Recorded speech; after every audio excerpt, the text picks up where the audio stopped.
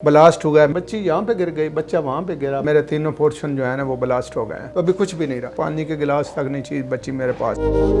बिजली के झूलते हुए तारों ने एक हंसते बसते घर को चंद सेकंड्स में मुकम्मल तौर पर तबाह करके रख दिया। इतना ब्लास्ट हुआ कि ये पूरी सोसाइटी में इसकी गूंज गई है। हर बंदों ने ऐसे जगह कि शायद आसमानी बिजली पड़ी गया। इस घर के जो रिहायशी हैं, इस घर के मालिक हैं, वो इस वक्त हमारे साथ मौजूद हैं। उनसे जानते हैं कि ये सान्या उनके साथ आखिर किस तरह पेश आया। सर, जिस वक्त ये सारा वाकया पेश आया, आप उस वक्त कहाँ थे और ये किस तरह से हुआ? जी, ये 3 तारीख शाम रात को 9 तकरीबन 20-25-30 मिनट के दरमियान में ये वाकया हुआ है। मैं उसी वक्त ऑफिस से आया हूँ, यहाँ पे गाड़ी ऐसे खड़ी की है। जैसे इंटर हुआ हूँ तो आगे बच्चे थे, उस वक्त हल्की हवा थी। जैसे मैं इस ड्राइंग रूम में इंटर हुआ हूँ तो हवा तेज़ हुई है। जैसे हवा तेज़ हुई है तो मैंने बच्चों को कहा कि ये दरवाज़ा बंद करते हैं, गाड़ी को अंदर खड़ा करते हैं। गेट खोला, कंट्रोल नहीं हुआ। फिर बच्चों को मैंने बुलाया, उन्होंने एक दरवाज़ा पकड़ा है, दूसरा पकड़ा है। मैंने गाड़ी में बैठे ही हूँ इतने तक ये ब्लास्ट हो गया। 1-2 सेकंड में ये हुआ। ये अंधेरी का इतना प्रेशर था तूफान का, ये तार की लहर, इधर झूल है, कोई वापड़ा ये लटकी हुई तार है, ना इनको टाइट कर रहे हैं, ना इनमें ब्रैकेट डाल रहे हैं। वो झूल बिल्डिंग के साथ है, उसका डिस्टेंस कम हो गया, ब्लास्ट हो गया। मेरे तीनों पोर्शन जो है ना वो ब्लास्ट हो गए। पूरा घर ब्लास्ट हो गया, तबाह हो गया। कोई चीज़ नहीं बची इसमें। अंदर में आप देखेंगे कि पानी के गिलास तक नहीं चीज़ बची मेरे पास, हर चीज़ जल गई है। उसके ड्यूरेशन के दौरान ये 9 बजे का वाक़या, सुबह पूरी रात गुजर गई है। इधर मैं तो खुद में आग बुझाने में था, बाद में बेहोश हो गया, मुझे जर्नल में लेकर चले गए। मैं रात को 3 बजे वापस आया। बच्चा एक उधर गिर गया, मेरी बेगम उधर गिर गई। वो मतलब उनको रेस्क्यू वाले आए, वो उठा लिया उन्होंने।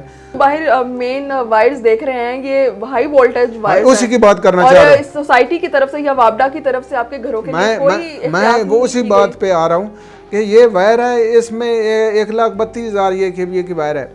इसके नीचे हमें अंदाज़ा नहीं था ये कितनी डेंजरस, कितनी ख़तरनाक वायर है जब हमने प्लाट लिए। लेकिन सोसाइटी का जो नक्शा बनाने वाला इंजीनियर है, जो इनके इंतजामिया, इनको सब पता होता है कि इस वायर के नीचे 180 फुट जगह छोड़नी चाहिए, 200 छोड़नी चाहिए। इन्होंने ये प्लाट पूरे करने की खातर हमें तार के नीचे घुसेड़ कर 60 फुट सड़क दे दी है। सोसाइटी वालों ने अपने प्लाट, पहले प्लाट मेरा यहाँ पे था, फिर इन्होंने कहा जी 25 स्क्वायर फुट आपको प्लाट था। जब मैं यहाँ पे वो नहीं रखने लगा, इन्होंने बोला कि 25 स्क्वायर फुट की पेमेंट और करें ताकि वो हमारा फालतू जगह बचती है, आपने लेनी पड़ेगी। फिर मैं 68,000 इनको नगद कैश दिया पहली पेमेंट। फिर हमारा प्लाट इन्होंने 2-2.5-3 फुट आगे चलाया तार के नीचे। लेकिन हमारे दिमाग में ये बात नहीं थी कि ये तार के नीचे और इसका कितना खतरा है। ये तो हम बना रहे हैं, तो उसके बाद हवाएं अंधेरी आई हैं तो हमें पता चला है कि ये कितना खतरा है। इनके इंजीनियर, इनके इंतजामिया सबको पता होता है कि इस तार के नीचे कितना डिस्टेंस छोड़ना चाहिए और कितनी मतलब लेंथ होनी चाहिए और बिल्डिंग कितनी दूर होनी चाहिए। इनको पता होने के बावजूद अपने प्लाट पूरे करने की खातर इन्होंने हमें पहुंचाया।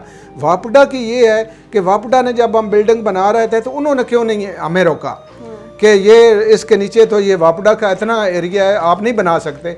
हमें तो उन्हें प्लाट देना था, रोकते हमें कोई और मिल जाता, हमारी आंखें खुल जाती।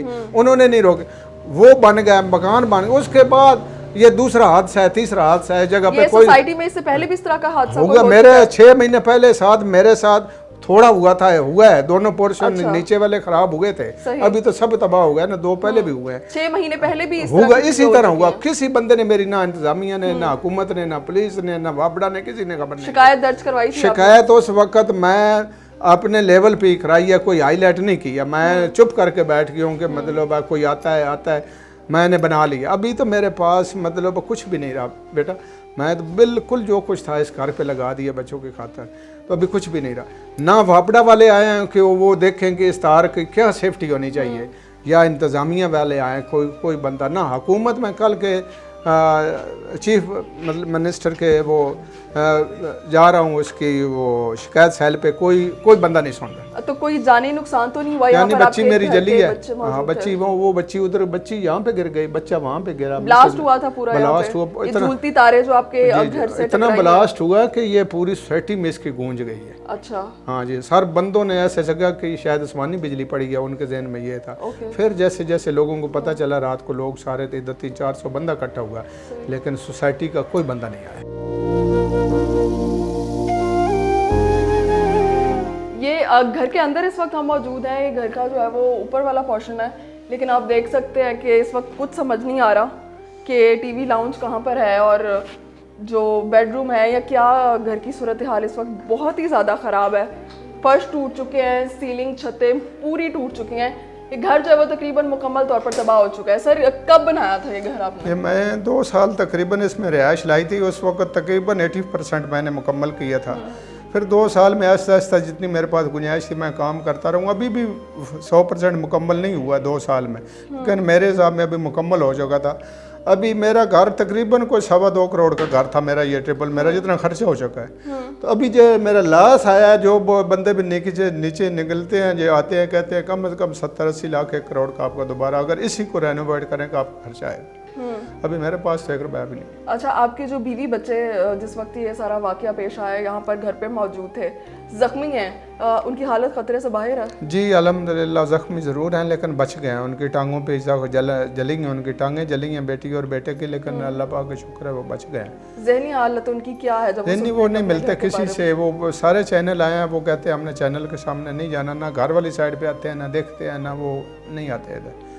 बस उनको रखा हुआ है साइड पे, ले जाते हैं डेली बेसिस पे, उनकी वो पट्टियाँ करवा लाते हैं, उनकी मरहम पट्टियाँ करवाते हैं। तो आप लोगों ने कभी अपील नहीं की वापडा से कि यहाँ पर कोई एहतियाती तदाबीर इख्तियार की जाए, कोई क्लम्स लगाए जाए? बुलाए हैं, कई दफ़ा बुलाए हैं उनको। वो आते हैं जी ये आप लोगों ने घर आगे बना लिए हैं। आगे बनाए हैं तो बनाते वक्त वापडा ने क्यों नहीं रोका हमें कि आप तार के नीचे बना रहे हैं? अभी किसी हुकूमती इदारे या फिर सोसाइटी के खिलाफ हट जाने का कोई दावा या कोई केस? जी मैंने सोसाइटी को पहले मैं देखूंगा, उनको मिलूंगा, मुझे क्या कहते हैं। मैं अपनी ज़ात की खातर मैं अभी उनको एक बयान नोट करवाना है, वो मैंने सिर्फ उनको नोट करवाना है। मैं एक दफ़ा उनको मिलने के बाद अगला मैं बताऊंगा कि मैंने क्या करना है। वो सारी बातें मेरे अंदर है। इंसान को यही चीज़ें वैशी बनाती हैं, यही चीज़ें दहशतगर्द बनाती हैं। ये आपको अंदाज़ा है इंसान वैशी क्यों होता है?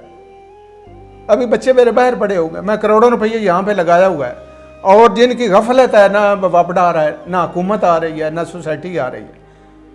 अगला मेरा अपील करना चाहता है कोई मैसेज? चीफ मिनिस्टर को हेल्पलाइन पे कोई 50 दफ़ा मैं बोल चुका हूँ, लेकिन मेरा कांटेक्ट नहीं हो सका। एक पे हेल्पलाइन जो उसकी दी हुई है नेट पे, उस पे कहते हैं उन्होंने अगला नंबर दे दिया, अगले पे गए उन्होंने अगला दे दिया, अगले पे गए उन्होंने बोला कि सरकारी इदारों की हेल्पलाइन है, आप वो